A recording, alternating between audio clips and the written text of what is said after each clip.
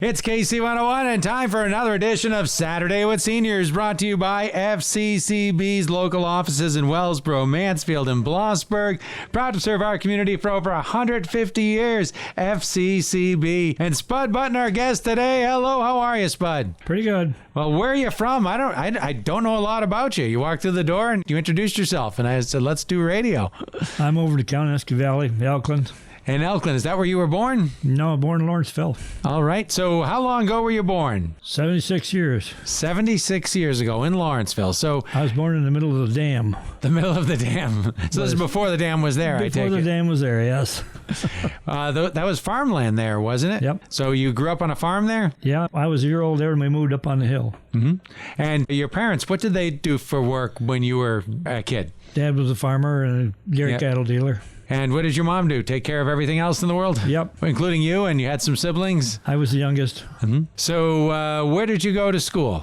Williamson. All the way through from Williamson? Well, I started in Lawrenceville in a little two-room school at the Oddfellows Hall. Wow. Okay, so two-room school. That's kind of neat. In Lawrenceville Elementary. Yep. So how did the two-room schoolhouse work? Was there 2 grades per room or 1 grade per room? Or it was 1 grade per room, first and second. So what did you like to do as a kid? What type of stuff entertained you when you were in elementary school age? Obviously, we didn't have the electronics of now, and you probably didn't have a TV in your house, I'm guessing. Didn't have one until later in years. I was always outside playing. Baseball. Fishing, those type of things too? Well, I lived too far from the water to go fishing, but yeah, I did. Well, you said you grew up where the dam was, so I assume there was some water there. Well, that was a mile away. Oh, okay. So do you remember when they built the dam in Lawrenceville? Oh, yeah, 77, 78. Is that when it was? I know it was sometime in the 70s. Yep. So did your land get taken by eminent domain for your family's land? Not at that time, but we lived in Nelson after I was married, and when the dam went through, they took our house there, yes. Route 49, Nelson, that piece of property got taken. Yeah. How did we were on the back road. When you got the notice that you were going to lose your property, was that terribly sad time, or was it expected and you were okay with it? We expected it. Yeah. Yeah. Actually, my father-in-law owned a house, and we just bought another house in Elkland. So what happened to your house? Did they move it out, tear it down? They tore it down. Yeah. Father-in-law salvaged some of it. He bought it back for $1. Wow. So then the lake went in, and that all got flooded. Route 49 changed. What else changed in that area? What was there before the lake? I never saw the land before the lake. It was fields, I assume, like you were saying? Tompkins was there. It was about 6 houses. There was a train went through there. So you remember the train coming through, too? Yeah. Did you ever ride in the railroad? No, but I have a ticket that cost 10 cents to go from Nelson to Elkland. I should have brought that. That's neat. What are some of your other memories back in your younger years? Things that aren't there anymore, or things that you did different? Oh, everything is different. That's a true statement. Yeah. Did you go on vacations as a kid? I know a lot of people on here, when I talked to them about that time period, they really didn't travel a lot. No, we didn't. Used to take a Sunday afternoon drive. That was about it. Mm-hmm. So how often did you go to town, and where did you go, like to get your groceries and things? Oh, everything was Lawrenceville or Elkland. Mm-hmm. What was Lawrenceville like then? Because most of the buildings that are in Lawrenceville now were built 1970s or later. So I imagine it was quite different. There was a market basket on Main Street. And was it busy in town in Lawrenceville in those days? It was real busy. We used to sit on the porch on the barbershop steps and watch traffic go by when we were after baseball games. Mm-hmm. Lawrenceville had quite a few things happen between the lake flooding, but going back to the flood of 72, did your property get damaged much? And do you remember going in and seeing? Not much. We were up on a hill there out by Nelson. We had water come through in the cellar, but that was it. Mm-hmm. My sister lost her house in Lawrenceville. The pictures of Lawrenceville and Tioga, and really everywhere in the county, but in particular Tioga and Lawrenceville, just amazing, the amount of devastation. There was one story about the fire alarm in Lawrenceville went off for a whole day because it shorted out. I imagine if you were in town at the time, you probably would have remembered that. You would have, yeah. Yeah. So in school, what did you like doing in school? Did you do sports in school? All sports. What was your sport? Baseball, soccer. All around stuff. Tell me about your first job. What was your first job? What do you remember about it? My first job, it was the first year out of school, and I worked up the apple orchard picking up apples. The drops off the ground? No, I got lucky. I was on the truck hauling them in. Mm-hmm. And which apple orchard was this? Closest. Is it still there? The orchard's still there, but the people are gone. Nobody runs the orchard anymore. Okay, but that was a commercial orchard. Yep. You remember how much money you brought home in a day back then? Not much.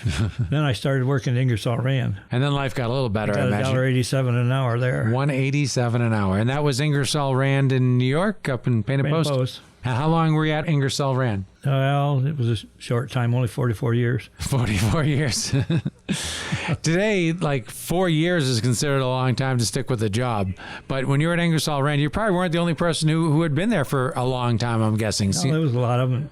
Some of them had more time. A lot of them had more time than I did. So tell me more about Tioga and Lawrenceville when you were a kid. Was there a bowling alley there? Was there a movie theater? Was there anything of interest? What do people do in town? How can they spend money and have fun? There was a bowling alley between Lawrenceville and Tioga. Is that the old Fred's Woodshed? Was that? That was it. Yeah. And do you remember going bowling there? Oh, yeah. I used to bowl there. That would seem like that was a much more popular sport than it is now. I bowled in Elkland until they took ours out there. That's right. Elkland had parking meters too at one time, right? Oh, yeah. So you had bowling alley and parking meters. What else did Elkland have? Anything you wanted, yeah. Morgan and Margraf, you had the big factory back where that was too back then? Well, there used to be a toy factory back there at one time. Okay, I knew there was some kind of big factory back in that area. Do you know much about it? No, I don't. I've seen pictures. Couple. Mm-hmm. I've seen the old railroad station is still back there, but obviously the tracks and everything are gone. Yep. So Ingersoll ran 44 years there, and did you retire from there? Or where did you? Yeah. So one job right through. I hope they gave you at least one raise along the way. You don't have to tell me what they paid you, but hopefully they did a couple. Okay, the way, yeah. Kept you up from that $1.70, whatever.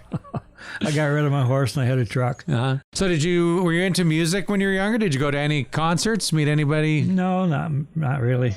Music? Did you have a favorite music act when you were younger? Oh, anything country. So let's go back to when you were born, you didn't have a TV. Did you have electric? As I recall, yeah. As you recall, okay, it wasn't that important then, but and obviously running water then probably had electric. So do you remember that first time that you saw a TV? Yes, it was my aunt's. My aunt had one before we did, and I went over there and watched the Joe Louis championship fight. Wow. One of the big, like, round Actually, shapes. it was Rocky Marciano, I'm sorry. Okay. Rocky Marciano fights you saw in person. Yep. Did you see the Beatles on TV on the Ed Sullivan Show? Oh, yeah. And the man land on the moon? Did you see the rocket launch? Yep. What are some of the other history things?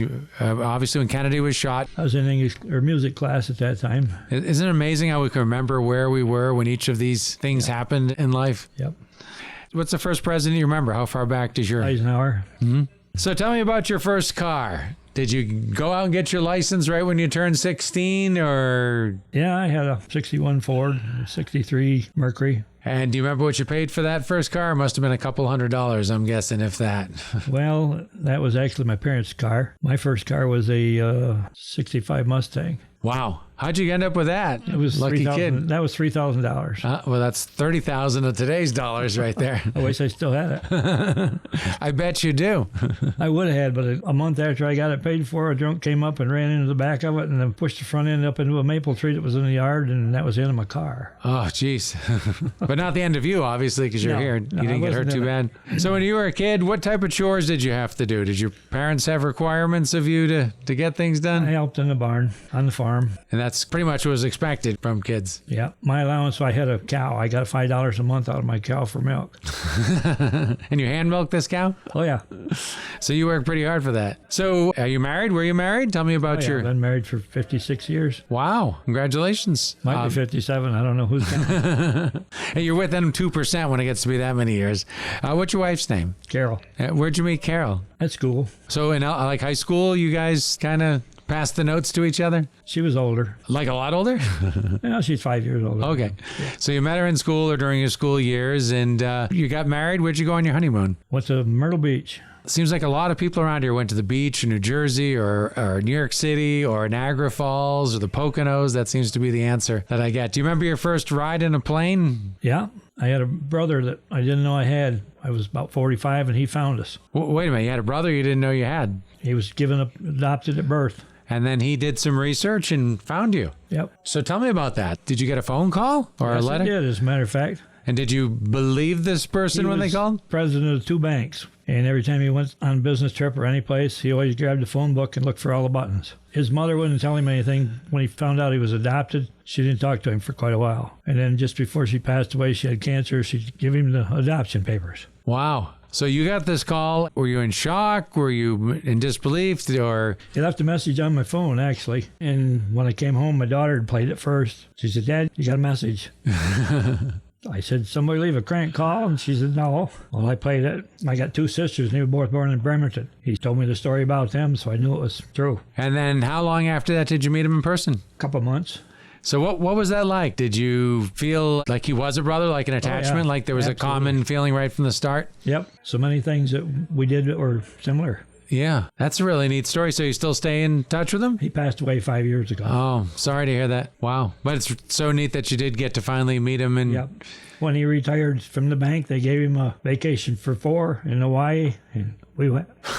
Great.